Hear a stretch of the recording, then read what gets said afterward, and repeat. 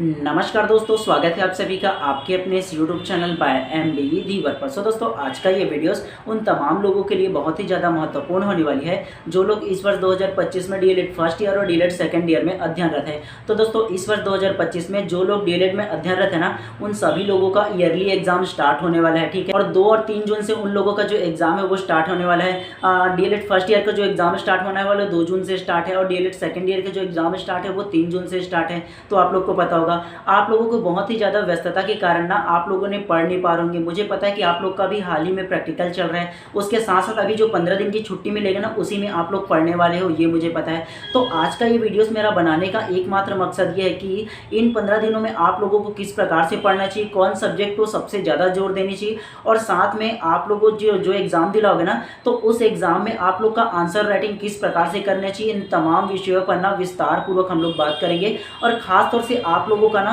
मेरे को ये बताने की कोशिश रहेगा कि आप लोग को आंसर राइटिंग किस प्रकार से करनी चाहिए, उसका मैं ट्रिक बताऊंगा आप लोगों को। ठीक है, जो मैंने ना अपने एग्जाम में जो फॉलो किया था उन सारी चीज़ों को आप लोगों को बताऊंगा। साथ में ना मैं बताऊंगा कि आप लोग को पता होगा कि डीएलएड सेकेंड ईयर जो है ना, उसमें इंग्लिश और संस्कृत का जो एग्जाम होता है, दोनों पेपर एक ही दिन ले लिया जाता है। ठीक है, 1.5 घंटा करके 1.5 घंटा आप लोग का संस्कृत लिया जाएगा और 1.5 घंटा इंग्लिश लिया जाएगा। तो इन दोनों सब्जेक्ट को आप लोग को किस प्रकार से पढ़ने चाहिए ये बात करेंगे। साथ ही में डीएलएड फर्स्ट ईयर में जो संस्कृत सब्जेक्ट है उसकी तैयारी कैसे करनी चाहिए ये भी बात करेंगे। तो चलिए ज़्यादा देर ना करते हुए सबसे पहले वीडियोस को फटाक से शुरू करते हैं। तो सबसे पहला सवाल जिसके लिए आज मैं आप लोगों के सामने आया हूं और ये वीडियोस बना रहा हूं, तो सबसे पहला जो आप लोग का सवाल है वो कि आप लोग को डीएलएड फर्स्ट ईयर में रहो चाहे डीएलएड सेकंड ईयर में रहो, आप लोगों को आंसर राइटिंग कैसे करनी चाहिए, मतलब आप लोग का जो एग्जाम है ना उसमें किस प्रकार से आंसर लिखने चाहिए। तो सबसे पहला अगर आप लोग अपना सिलेबस को देखोगे ना, तो उसमें जो मार्क्स का जो पैटर्न है वो है आप लोग का 6 से 7 नंबर का आप लोग का सही विकल्प आता है। ठीक है, उसके अलावा 2 नंबर का 3 से 4 प्रश्न आता है, 3 नंबर का 3 से 4 प्रश्न आता है ना। उसके अलावा 4 नंबर का आप लोगों का 3 से 4 प्रश्न वो भी पूछा जाता है, 5 नंबर का पूछा जाता है लगभग 3 प्रश्न, और 6 नंबर का जो प्रश्न पूछा जाता है वो लगभग 3 प्रश्न वो भी पूछा जाता है। तो मैं आप लोगों को सिर्फ फोकस करूंगा वो आप लोग का 4 नंबर, 5 नंबर और 6 नंबर में ज़्यादा फोकस करूंगा। खासतौर से 5 नंबर और 6 नंबर वाली जो बात है ना, उसका जो आंसर राइटिंग है वो आपको लोगों को किस प्रकार से करना चाहिए ये सबसे पहला आप लोग जान लो। ठीक है, हम लोगों में से लगभग 50 से 60% ऐसे स्टूडेंट होते हैं जिनकी मानसिकता ये रहती है कि जैसे ही हम लोग एग्जाम हॉल में बैठते हैं ना, जैसे ही हम लोग को क्वेश्चन पेपर मिलता है, हम लोग क्वेश्चन पेपर को देखते हैं और एक से लिखना स्टार्ट करते हैं, 1 2 3 4 ऐसे लास्ट तक के जितने भी क्वेश्चन रहते हैं उसमें लिखना स्टार्ट करते हैं। लेकिन ये सबसे गलत आदत है आप लोगों की। ठीक है, आप लोग को क्या करना है, सबसे पहला अगर चाहो ना तो आप लोग का जो सही विकल्प है उसको सबसे पहला लिख लो। लिखने के बाद आप लोग को क्या करना है, डायरेक्टली आप लोग 4 नंबर, 5 नंबर और 6 नंबर में फोकस करना है। जनरली आप लोगों को 6 नंबर वाली जो क्वेश्चन है उसमें सबसे पहला फोकस करना है। कैसे, तो आप लोग का आंसर राइटिंग का तरीका क्या होना चाहिए सबसे पहला आप लोग जान लो। आप लोग जैसे ही सही विकल्प का आंसर को आप लोग लिख लेना, चाहो तो सीधा उत्तर क्रमांक 1 करके जितने भी सही विकल्प के जो प्रश्न है ना, उसके जो आंसर है उसको लिख लो। उसके बाद डायरेक्टली 6 नंबर वाले प्रश्न में कूद जाओ। कोई प्रश्न पेपर में ऐसा नहीं लिखा होता कि आप लोग सीक्वेंस बाय सीक्वेंस करते जाओ, आप लोग को जो सरल लगे वो बनाओ। जबकि आप लोग को पता है कि 6 नंबर का जो प्रश्न है वो सबसे ज़्यादा आप लोग को मार्क्स देने वाला है, सबसे ज़्यादा। जितना आप 2 नंबर के नहीं बनाओगे उतना उसमें कम नंबर मिलेगा, उतना आप एक प्रश्न अगर 6 नंबर का बनाओगे डायरेक्ट आपको 6 नंबर मिलने वाला है। और 6 नंबर के लिखने का तरीका सबसे पहला आप लोग जान लो, जो मैं फॉलो करता हूँ वो आप लोगों को बताऊंगा। ठीक है, तो 6 नंबर में आप लोग को क्या करना है, सबसे पहला उत्तर क्रमांक जितना भी आप लोग का, चाहे वो 10 रहे, चाहे 20 रहे, चाहे 30 रहे, वो लिख लेना है। लिखने के बाद सबसे पहला आप लोग को क्या करना है, उसकी सबसे पहला थोड़ा सा ब्रीफ में आप लोग को भूमिका लिखना है, मतलब आप लोगों को उसका इंट्रोडक्शन लिखना है। जनरली ये होता है कि लगभग 60 से 70% जो स्टूडेंट होते हैं वो कुछ भी नहीं लिखते, डायरेक्ट आंसर करके लिख लेते हैं उन लोग। तो आप लोगों का लिखने का जो तरीका है वो क्या होना चाहिए, आपका जो लिखने का तरीका है वो सबसे पहला 5 नंबर और 6 नंबर में क्या करना है, आपको शुरुआती में इंट्रोडक्शन लिखना है, मतलब भूमिका लिखना है थोड़ा सा। अब वो कैसे लिखोगे आप लोग, कोई भी प्रश्न हो, चाहे मान लेता हूँ चलो डीएलएड फर्स्ट ईयर में, ठीक है, जो बाल विकास है उसमें एक प्रश्न आता है कि बाल विकास को समझाइए या बाल विकास में विकास की अवधारणा को समझाइए। तो आप लोग क्या लिखोगे भूमिका में, जो उसका आंसर है डायरेक्ट नहीं लिखना है, भूमिका लिखना है आप लोगों को सबसे पहला कि बाल विकास में विकास जो होता है वो जन्म से लेकर के मृत्यु पर्यंत तक चलने वाली सतत प्रक्रिया है करके थोड़ा सा आप लोग ब्रीफ में लिखोगे। ठीक है, इस प्रकार से आप लोग लिखोगे। विकास क्या होता है उसके बारे में थोड़ा सा डिटेल दोगे आप लोग भूमिका में। ठीक है, ताकि जो चेकर है वो ये समझ जाए कि हाँ ये जो लिखा है ना वो सही लिखा है। और एक चेकर की जो मानसिकता रहती है वो क्या रहता है पता है, शुरुआती की 4 लाइन को पढ़ेगा और लास्ट के 4 लाइन को पढ़ेगा। अर्थात आप लोग शुरुआती में अगर कि आप लोग ने इंट्रोडक्शन अर्थात जो भूमिका लिखा है ना, और लास्ट में जो निष्कर्ष को लिखा है ना, तो वो अगर कि अच्छे से लिख लोगे ना तो चेकर जो रहेगा आप लोगों को 6 में 6 मार्क्स पूरा देगा। वजह क्या होता है, वजह ये होता है कि एक जो एग्जामिनर जो होता है ना, एग्जाम का जो चेकर जो होता है ना, उनको पर जो आंसर शीट होता है उसको चेक करने के लिए एक प्रॉपर अमाउंट मिलता है, मतलब पैसा मिलता है, ये आप लोगों को पता होगा। तो वो पैसे के लिए क्या होता है, पूरा कोई भी नहीं पढ़ता यार, जितना से जितना ज़्यादा हो सके वो लोग चेक करने में बिलीव करते हैं। और आप अगर कि अपने आंसर में ना सबसे पहला भूमिका लिखोगे, जो उसके बाद आप लोग का जो आंसर होगा उसको पॉइंट वाइज लिखोगे, क्या पॉइंट वाइज लिखोगे, और उसके बाद लास्ट में निष्कर्ष लिखोगे, ठीक है। और निष्कर्ष में आप लोग को क्या लिखना है थोड़ा सा मैं आप लोग को बता देता हूँ, ठीक है। निष्कर्ष में आप लोगों को ये लिखना है कि उपयुक्त अध्ययन के आधार पर यह कहा जा सकता है कि विकास जो है वो जन्म से लेकर के मरण तक की चलने वाली सतत प्रक्रिया है। साथ ही विकास जो होता है वो गुणात्मक प्रक्रिया होता है, ये हमेशा चलते रहता है, इसे मापा नहीं जा सकता। तो इस प्रकार से थोड़ा सा आप लोगों को बताना है। मैं ये आंसर है ना वो विकास क्या होता है इसके बारे में एक एग्जाम्पल लेकर के आप लोगों को बताया, ठीक है। तो आप लोगों को क्या करना है, 5 नंबर और 6 नंबर में, 5 नंबर में आप लोगों को प्रस्तावना लिखना है और लास्ट में उसी प्रश्न के निष्कर्ष लिखना है। और 5 नंबर और 6 नंबर के जितने भी प्रश्न आएंगे ना आप लोगों को पॉइंट वाइज लिखना है, ठीक है। आप लोगों के जितने भी सब्जेक्ट है सारे सब्जेक्ट में पॉइंट वाइज है, ठीक है। ये बात आप लोगों को याद रखना है और ऐसे ही आप लोगों को लिखना है, ठीक है। क्योंकि कोई भी पूरा आंसर नहीं पढ़ता यार, जो चेकर होता है वो ये आप लोगों को पता ही होगा, ठीक है। तो इसी प्रकार से आप लोगों को लिखना है। चलिए तो अब सवाल नंबर दूसरा। अभी आप लोगों के पास केवल 15 से 18 दिनों का टाइम है ना। तो आप लोगों को किस प्रकार से पढ़ना चाहिए, किस सब्जेक्ट को ज़्यादा ध्यान देना चाहिए। तो सबसे पहला मैं आप लोगों को ना पढ़ने का जो पैटर्न है वो बता देता हूँ।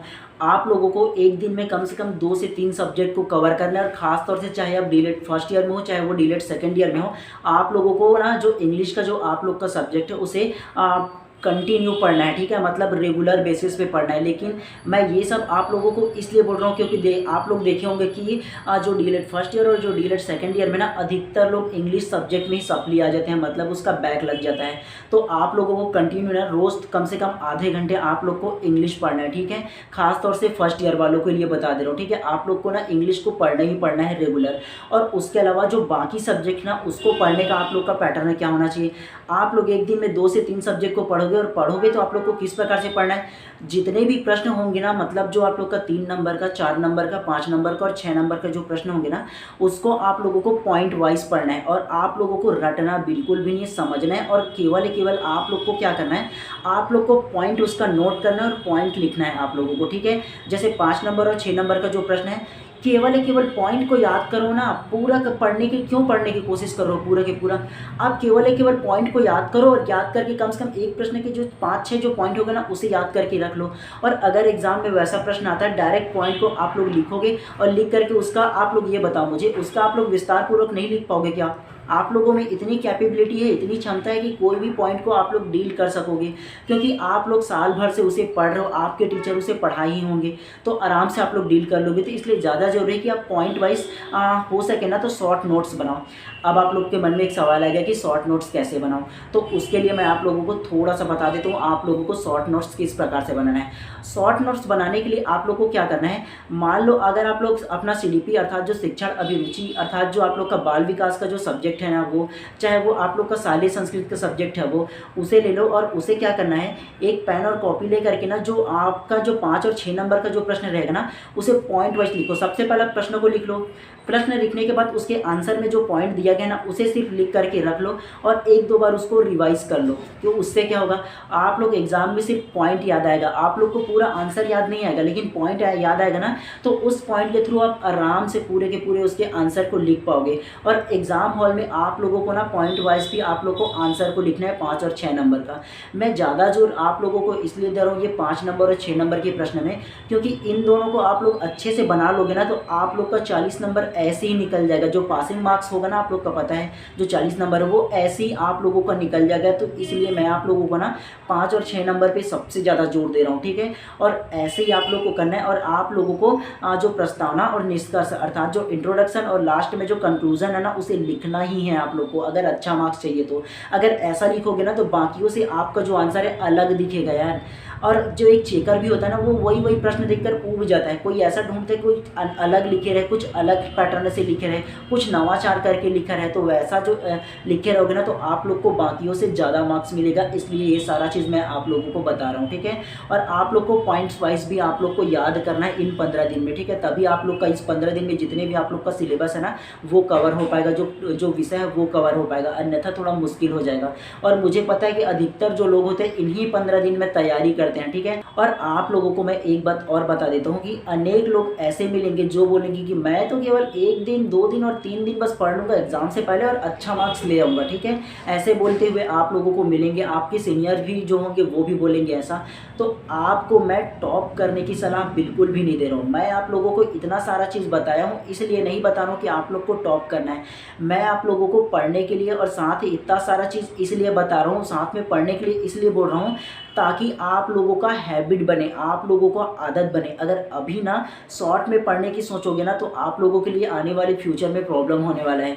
क्योंकि अगर अभी अभी अपने आप को ना कंटिन्यू पढ़ने के लिए लगा लोगे, अपनी आदत को अच्छा बना लोगे ना, अभी 2 घंटा 3 घंटा 4 घंटा पढ़ने के लिए, तो फ्यूचर में आप लोगों को फ़ायदा होने वाला है। क्यों? क्योंकि आप लोगों ने देखा होगा 2026 में आप लोग का जो CG टेट है वो आने वाला है 1 फरवरी को, तो उसका भी आप लोगों को एग्ज़ाम दिलाना है। उसके अलावा आप लोग का शिक्षक भर्ती भविष्य में उसको भी दिलाना है। तो उसके लिए आप लोग को कंटिन्यू पढ़ना पड़ेगा ना, और कंटिन्यू पढ़ने के लिए आपका हैबिट तो डेवलप होना चाहिए ना। तो इतनी सारी आदत आपको फॉलो करना है, ठीक है। मैं आप लोग को टॉप करने के लिए नहीं बोल रहा हूँ। अगर आप लोग मुश्किल से ना पासिंग मार्क्स भी ले आओगे तो कोई फ़र्क आप लोग को नहीं पड़ेगा। ये सारा चीज़ पढ़ने के लिए मैं बोल रहा हूँ आपकी हैबिट डेवलप हो सके। आप लोगों को तो एक्चुअल मेहनत आप लोग के CTET में और साथ ही साथ जो शिक्षक भर्ती है उसमें मेहनत करने हैं, लेकिन आदत तो बनाओगे ना। तो इसीलिए मैं आप लोगों को जोर दे रहा हूँ पढ़ने के लिए, ठीक है। तो अब आप लोगों का तीसरा सवाल, चाहे आप लोग DELED फर्स्ट ईयर में हो चाहे वो आप लोग DELED सेकंड ईयर में हो, आप लोगों को किन सब्जेक्ट को सबसे ज़्यादा पढ़ना चाहिए।